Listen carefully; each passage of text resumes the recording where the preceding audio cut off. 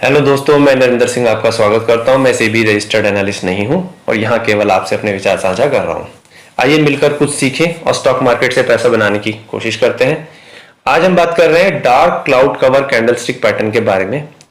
जापानी लोगों ने dark cloud cover candlestick pattern का रेफरेंस उगते सूरज के बाद जैसे उस पर काले बादल छाने लगते हैं और तूफान और बारिश होने लगती है और सब गड़बड़ा जाता है, सब ऐसा लगता है कि उस पर से नीचे आ रहा है, उसी प्रकार से डार्क क्लाउड कवर बनने के बाद प्राइस नीचे जाने को लगता है, नीचे जाने के चांसेस बढ़ जाते हैं।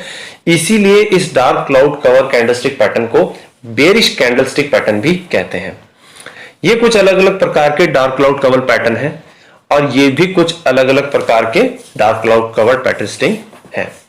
आइए आज हम इस वीडियो में देखते हैं कि ये पैटर्न क्या है, ये क्यों बनता है, ये कहां पर बनता है, आप इसे कैसे ट्रेड कर सकते हैं और सबसे जरूरी इसका वॉल्यूम। और लास्ट में, वीडियो के लास्ट में हम देखेंगे कि कुछ टिप्स के बारे में बात करेंगे। Dark cloud cover candle pattern दो कैंडल के समूह से बनता है, दोनों का ग्रुप है ये। इसमें पहली कैंडल हरी और लंबी होनी चाहिए और दूसरी कैंडल लाल, जो कि बेरिशनेस को दिखाती है, वो भी लगभग उसके साइज के आसपास होनी चाहिए। आइए देखें ये डार्क क्लाउड कवर कैंडल बनता कहां पर है, ये पैटर्न बनता कहां पर है। अगर आप इस चार्ट को देखें तो प्राइस ऊपर की तरफ जा रहा है। जब प्राइस एक अच्छे खासे टॉप पर पहुंच जाता है तो वहां पर अक्सर dark cloud cover candlestick pattern बनता है। यहां पर प्रॉफिट बुकिंग होने के चांसेस काफी बढ़ जाते हैं और अक्सर प्राइस एक रिवर्सल ले लेता है। यानी कि dark cloud cover candlestick pattern कहां बनता है, टॉप पर बनता है। आइए देखें एक proper dark cloud cover candlestick pattern बनता कैसे है, इसके बनने के पीछे का रीजन क्या है। इस पैटर्न में पहली कैंडल हरी होती है और इसकी लंबाई अच्छी खासी होती है। अब इस हरी कैंडल से अगली कैंडल थोड़ा सा गैप अप, यानी थोड़ा सा ऊपर की ओर खुलनी चाहिए और इसका रंग लाल होना चाहिए। ये एक बेरिश कैंडल होती है। साथ ही लाल कैंडल हरी के लो के नीचे बंद नहीं होनी चाहिए। यानी कि इनकी ओपनिंग और क्लोजिंग के बारे में जो भी हमने बात करी, इसको हमें ध्यान रखना है, तभी एक प्रॉपर ये dark cloud cover candlestick pattern का सेट बनेगा। आइए देखें बनता क्यों है और इसके बनने के पीछे की साइकोलॉजी को समझते हैं, जो कि सबसे ज्यादा इंपॉर्टेंट है। मान लीजिए प्राइस ऊपर की ओर जा रहा है, जैसे हमने भी बात करी, तो अगर ऊपर जा रहा है, किसी ने नीचे बाइंग कर रखी है, किसी स्विंग या पोजिशनल ट्रेडर ने, तो प्रॉफिट डीमेट अकाउंट में भी दिखाई देगा। और स्विंग ट्रेडर तो शॉर्ट टर्म के लिए रखते हैं अपनी पोजीशनल भी कोई ज्यादा समय के लिए नहीं रखते। तो जैसे ही उनको प्राइस एक अच्छे खासे टॉप पर पहुंच जाता है और अपने डीमेट अकाउंट में प्रॉफिट दिखाई देने लगता है, तो वो लोग क्या करते हैं, प्रॉफिट बुक कर लेते हैं। कुछ लोग सारा का सारा प्रॉफिट बुक कर लेते हैं, कुछ थोड़ा बुक कर लेते हैं और आगे के लिए छोड़ देते हैं कि चलो नेक्स्ट टाइम उसको करेंगे। तो जैसे काफी सारे स्विंग ट्रेडर या short term trader profit book कर लेते हैं, उससे क्या होता है, उस दिन की कैंडल खुलती तो ऊपर है क्योंकि बायर अभी और ऊपर ले जाने की कोशिश कर रहे हैं, लेकिन प्रॉफिट बुकिंग के कारण उस दिन की कैंडल रेड बन जाती है, जो कि डार्क क्लाउड कवर का एक हिस्सा बन जाती है। उसके बाद क्या होता है, अगर ये dark cloud cover pattern stick को अपना काम करना है, तो नेक्स्ट डे क्या होगा, जो बाकी स्विंग या पोजिशनल ट्रेडर हैं उनको लगेगा भैया प्राइस और ऊपर जाएगा नहीं जाएगा पता नहीं, अब आप एक काम करो, प्राइस को जो है प्रॉफिट को यहां पर बुक कर लो।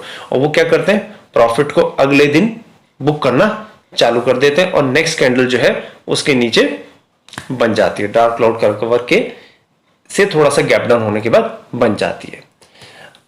आइए देखें इसे ट्रेड कैसे करें, फिर देखते हैं सबसे इंपॉर्टेंट इसका volume. Dark cloud cover candlestick pattern बनने के बाद अगले दिन की जो red candle dark cloud cover से थोड़ा सा जब गैप डाउन खुलेगी और अगर मान लीजिए उसके नीचे खुल जाती है वो, तो आप अपनी शॉर्ट पोजीशन उस रेड कैंडल के एरिया पर कहीं पर भी ले सकते हैं उस पर्टिकुलर दिन पे, क्योंकि अब हम यहाँ पर ही मानकर चलेंगे कि डार्क क्लाउड कवर पैटर्न बन गया है और गैप डाउन खुली है अगली कैंडल, तो अब जो है प्राइस नीचे की ओर ही जाएगा। स्टॉप लॉस हमें डार्क क्लाउड कवर के टॉप से ऊपर का नहीं रखना है।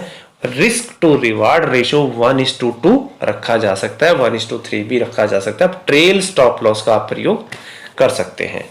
आइए इसके वॉल्यूम के बारे में बात करते हैं और लास्ट में फिर कुछ टिप्स के बारे में भी बात करेंगे। मान लीजिए प्राइस अप ट्रेंड में, जैसे कि हम पीछे बात कर चुके हैं, जब प्राइस ऊपर जा रहा है तो मैं थोड़ा वॉल्यूम पर ध्यान रखना कि वॉल्यूम बढ़ रहा है या नहीं बढ़ रहा है। ठीक है, यहाँ पर वॉल्यूम ठीक ठाक है, तभी टॉप पर डार्क क्लाउड कवर बन जाता है। अब इस डार्क क्लाउड कवर का वॉल्यूम अगर आप दोनों का देखेंगे तो काफ़ी ज़्यादा होना चाहिए, या बाकियों से थोड़ा ज़्यादा होना चाहिए। जहाँ पर ये दिखाई दे कि भैया काफ़ी उठा पटक हुई है बियरिश और बुल्स के बीच में, but end of the day लोगों ने प्रॉफिट बुकिंग काफ़ी अच्छी कर ली है यहाँ पे। और अगले दिन जब गैप डाउन खुलने के बाद लाल कैंडल बनती है तो उसका वॉल्यूम भी डार्क क्लाउड कवर से थोड़ा सा ज़्यादा होना चाहिए। बल्कि जिस दिन नेक्स्ट डे अगर आपने कहीं डार्क क्लाउड कवर कैंडल को आइडेंटिफाई किया है तो पहले 15 मिनट की कैंडल का वॉल्यूम काफ़ी अच्छा खासा होना चाहिए, क्योंकि जिनके डीमैट्स में प्रॉफिट शो करता है वो मार्केट खुलते ही प्रॉफिट बुक करने की कोशिश करते हैं और वहाँ से अपना एग्जिट ले लेते हैं। चलिए एक दो उदाहरण देखते हैं, फिर टिप्स की बात करेंगे। अब इस चार्ट में आप देखो डार्क क्लाउड बनने के बाद प्राइस कैसे नीचे की ओर मूवमेंट करने लग गया।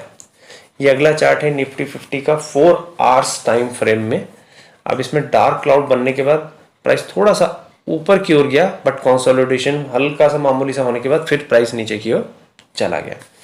आइए कुछ टिप्स के बारे में बात करते हैं। डार्क क्लाउड कवर की दोनों कैंडल्स की लंबाई अगर थोड़ी लंबी हो, बाकी कैंडल से थोड़ी ज़्यादा हो, तो ये काफ़ी बेहतर माना जाता है। लाल कैंडल हरी से गैप अप खुलनी चाहिए। लाल कैंडल हरी के लो को ब्रेक ना करे तो बेहतर है।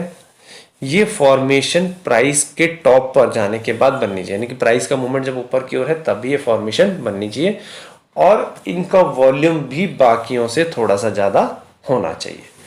वीडियो अच्छा लगा हो तो प्लीज़ लाइक, सब्सक्राइब, शेयर जरूर करें। अपने विचार कमेंट बॉक्स में जरूर बताएं। धन्यवाद।